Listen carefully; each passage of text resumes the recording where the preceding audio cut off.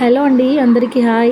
So Redmi 9 pro ఎవరైతే వాడుతున్నారో వాళ్ళ మొబైల్‌లో అయితే నేను చెప్పే ఇష్యూ అయితే ఖచ్చితంగా జరిగి ఉంటది. ఎందుకంటే మనం ఒక ఆప్షన్ అనేది ఇందులో ఆన్ అయ్యి ఉన్నప్పుడు మనకు ఎవరికైనా కాల్ చేసినప్పుడు స్క్రీన్ ఆఫ్ అయితది. మొత్తం బ్లాక్ అవుతదన్నట్టు.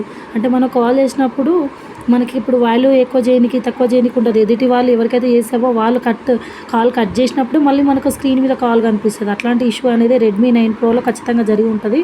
ఆ ఆప్షన్ ఎలా ఎనేబుల్ చేసుకోవాలనేది నేను ఇప్పుడు ప్రాసెస్ చెప్తాను. ఖచ్చితంగా అందరూ ఫాలో అవ్వండి. ముందు సెట్టింగ్‌లోకి వెళ్ళాలండి. సెట్టింగ్‌లోకి వెళ్ళాక సో ఇందులో యాప్స్ అనే ఆప్షన్ ఉంటుంది కదా, ఇక్కడ యాప్స్ అనే ఆప్షన్లోకి వచ్చి సిస్టమ్ యాప్ సెట్టింగ్ అనేది ఆప్షన్లోకి రావాలి. సో ఇక్కడ నుండి కాల్ సెట్టింగ్ అనే ఆప్షన్లోకి రావాలి.